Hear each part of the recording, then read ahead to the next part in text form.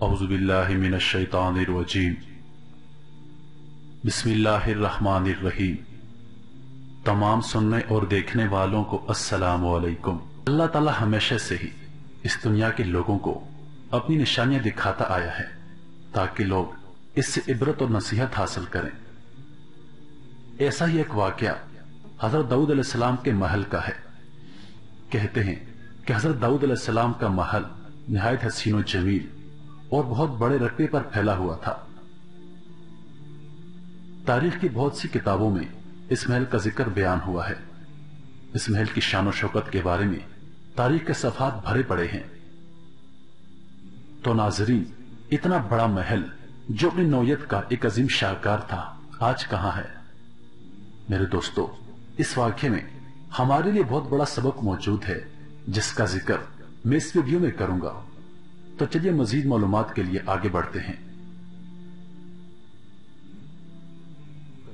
شرائم پہلے بیت المقدس اور اب اسرائیل کا شہر ہے۔ یہ شہر بیت المقدس سے 30 کلومیٹر جنوب میں واقع ہے۔ 2007 میں اس شہر میں ماہرین آثار قدیمہ نے ایک محل تلاش کیا۔ یہ بنیادی طور پر ایک بڑی بستی ہے اور اس بستی میں 1000 مربع میٹر پر ایک محل بنا تھا۔ آثار بتاتے ہیں کہ یہ بستی 1020 قبل از مسیح میں آباد ہوئی اور 980 قبل از مسیح میں اجڑ گئی۔ یہ بستی ایک پہاڑی پر واقع ہے۔ کھدائی کے دوران اس کے ارد گرد 2 دروازوں والی دیوار بھی پائی گئی ہے۔ ماہرین آثار قدیمہ پچھلے 7 برسوں سے اس بستی پر تحقیق کرتے رہے، یہاں تک کہ اب جا کر دریافت ہوا کہ یہ محل حقیقتاً حضرت داؤد علیہ السلام کا تھا۔ حضرت داؤد علیہ السلام کا زمانہ بھی 1040 قبل از مسیح سے 970 قبل از مسیح تک بتایا جاتا ہے۔ حضرت داؤد علیہ السلام کا یہ محل تاریخی کتب میں بہت مشہور تھا۔ اس کے واقعات اور اس کی شان و شوکت کے بارے میں تاریخ کے صفحات بھرے پڑے ہیں، لیکن اس کے باوجود دنیا اسے ماننے پر تیار نہیں تھی۔ تاہم ماہرین کی اس دریافت نے آسمانی کتب اور تاریخ کو سچا ثابت کر دکھایا۔ حضرت داؤد علیہ السلام کو یہ محل کیسے ملا؟ یہ بہت ہی خوبصورت واقعہ ہے۔ حضرت داؤد علیہ السلام کے والد کا نام ایشا تھا جو بھیڑ بکریاں چراتا تھا۔ اس کے 8 بیٹے تھے اور اس کے سب سے چھوٹے بیٹے کا نام داؤد تھا۔ حضرت داؤد علیہ السلام بچپن ہی سے اپنی خوبیوں اور صلاحیتوں کی بدولت پورے علاقے میں پسندیدہ نظروں سے دیکھے جاتے تھے۔ ان کی شخصیت اتنی مسحور کن تھی کہ جو بھی انہیں دیکھتا اس سے متاثر و بغیر نہ رہتا۔ رنگ سرخ و سفید اور خد و خال حسین، گفتگو میں سلیقہ اور احترام تھا، آنکھوں میں بھورا پن اور سر کے گوشے میں گنج تھا۔ حضرت داؤد علیہ السلام یہودا کی نسل میں سے ہیں۔ شجرہ نسب حضرت یعقوب علیہ السلام سے حضرت ابراہیم علیہ السلام تک جا پہنچتا ہے۔ آپ ابراہیم حضرت یوسف علیہ السلام کے بیٹے کے خاندان میں واحد شخصیت تھے جو بیک وقت پیغمبر، رسول، صاحب کتاب اور بادشاہ تھے۔ آپ کو فن خطابت میں ملکہ حاصل تھا۔ آپ کا ایک ایک لفظ صاف اور حکمت سے پر ہوتا تھا۔ آپ ہر وقت اللہ تعالیٰ کی حمد و تسبیح میں مشغول رہتے تھے۔ زبور کی تلاوت اتنی خوش الحانی سے کرتے تھے کہ پرندے بھی آپ کا ساتھ دینے لگتے تھے، جس سے ایک عجیب و غریب سما پیدا ہو جاتا، یہاں تک کہ اونچے اونچے پہاڑ بھی آپ کے ساتھ خدا کی حمد میں شامل ہو جاتے۔ آپ نے 2 شادیاں کی۔ آپ کی اولاد میں حضرت سلیمان علیہ السلام کا نام سر فہرست تھے، جو آپ کے بعد بنی اسرائیل کے مشہور و معروف بادشاہ اور پیغمبر گزرے۔ حضرت سلیمان علیہ السلام حضرت داؤد علیہ السلام کی دوسری بیوی سے تھے۔ آپ کی پہلی بیوی سے ابا شالوم نامی بیٹا تھا۔ حضرت داؤد علیہ السلام کا پیشہ زرہ گری تھا۔ آپ لوہے سے سپاہیوں کے لیے زرے بناتے تھے۔ لوہا آپ کے ہاتھوں میں نرم ہو جاتا اور اس عمل کے لیے آپ کو کسی بھٹی یا ہتھوڑی کی ضرورت نہیں ہوتی تھی۔ آپ کا زمانہ حضرت موسیٰ علیہ السلام سے 500 سال بعد کا ہے اور آپ سے حضرت عیسیٰ علیہ السلام تک 1200 سال سے بھی زائد گزر چکے تھے۔ اللہ تعالیٰ نے آپ کو کتاب زبور عطا کی. آپ نے اپنی زندگی کے آخری ایام بیت المقدس میں ہیکل سلمانی کی تعمیر میں گزارے اور اسی دوران وفات پا گئے. حضرت داؤد علیہ السلام غلیل چلانے میں خاص مہارت رکھتے تھے. وہ ہر وقت اپنے ساتھ ایک کسا، غلیل اور ایک ہتھیلی رکھا کرتے تھے جس میں پتھر ہوتے تھے. جنگل میں شیر کی سواری کرتے تھے. آپ شیر کا کان پکڑ کر اس پر سوار ہوتے اور شیر آپ کے سامنے سر جھکائے رہتا.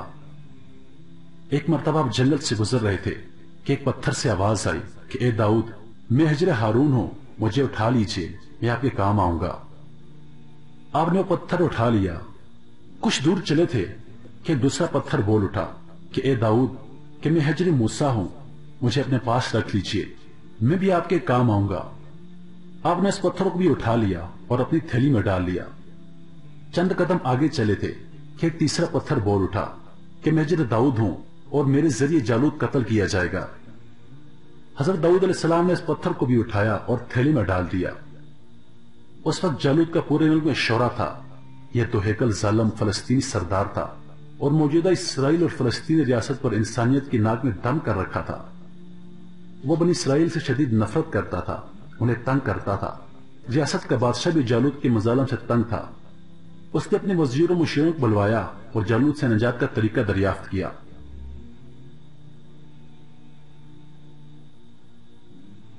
ایک شخص نے آگے بڑھ کر عرض کی کہ بادشاہ سلامت، میرا خیال ہے کہ سلطنت میں یہ اعلان کروایا جائے کہ جو نوجوان بھی جالوت کو قتل کرے گا بادشاہ سلامت اسے آدھی سلطنت دیں گے.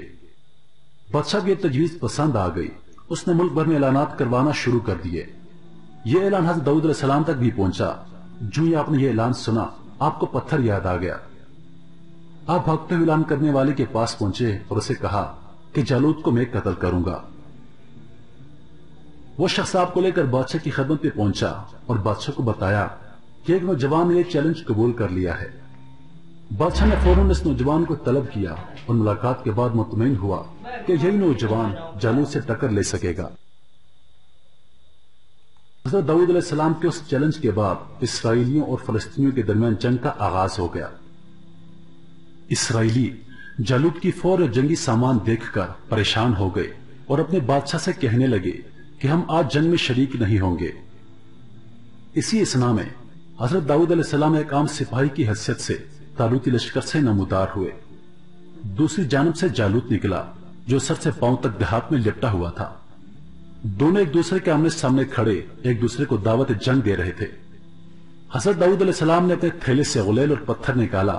پتھر کو غلیل نے پھنسایا اور جالوت کے سر پر دے مارا. پتھر کا جالوت کے سر سے ٹکرانا تھا کہ وہ ریزہ ریزہ ہو کر زمین پر گر گیا. یہ منظر دیکھ کر قوم یہود دنگ رہ گئی.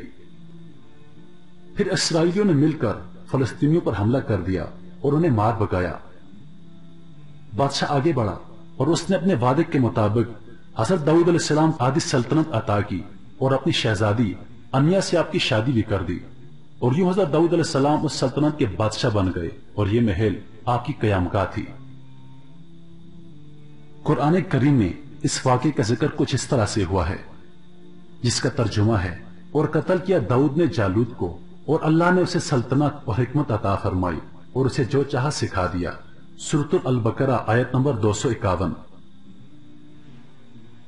ماہرین آثار قدیمہ نے آج ہزاروں برس بعد حضرت داؤد علیہ السلام کے اس محل کو دریافت کر کے دنیا کو ایک پیغام ضرور دیا ہے اور وہ پیغام یہ ہے کہ دنیا میں موجود ہر شے فانی ہے. سب نے فنا ہونا ہے، سب نے تباہ اور برباد ہونا ہے. آثار قدیمہ کی دریافت سے ثابت ہو گیا کہ ہزاروں میٹر پر پھیلا ہوا اللہ کے ایک نبی کا محل اگر زندہ سلامت نہیں رہ سکتا تو دنیا کے ان چھوٹے چھوٹے حکمرانی کی حیثیت ہی کیا ہے. میں نے جس وقت حضرت داؤد علیہ السلام کے محل کی اس دریافت کے بارے میں پڑھا میں اس وقت سے سوچ رہا ہوں کہ ہمیں اس محل کی ایک ایک تصویران ان تمام راجوں اور مہارانیوں کے محلوں میں نصب کر دینی چاہیے جو پاکستان میں خود کو خدا سمجھ بیٹھے ہیں. میرے محترم عزیزو، رزق حلال طلب کرنے کے لیے کوئی جائز پیشہ اختیار کرنا یہ انبیاء کرام کا مقدس طریقہ ہے. لہذا ہرگز ہرگز پیشاور مسلمان کو حقیر شمار نہیں کرنا چاہیے، بلکہ حقیقت تو یہ ہے کہ پیشاور مسلمان ان لوگوں سے ہزاروں درجہ بہتر ہے جو سرکاری عہدوں پر فائز ہیں، جو دھوکہ دہی کے ذریعے رقم حاصل کر کے اپنا پیٹ پالتے ہیں اور اپنے شریف ہونے کا دعویٰ کرتے ہیں، حالانکہ شریعت سے زیادہ ذلیل کون ہوگا جس کی کمائی حلال نہ ہو۔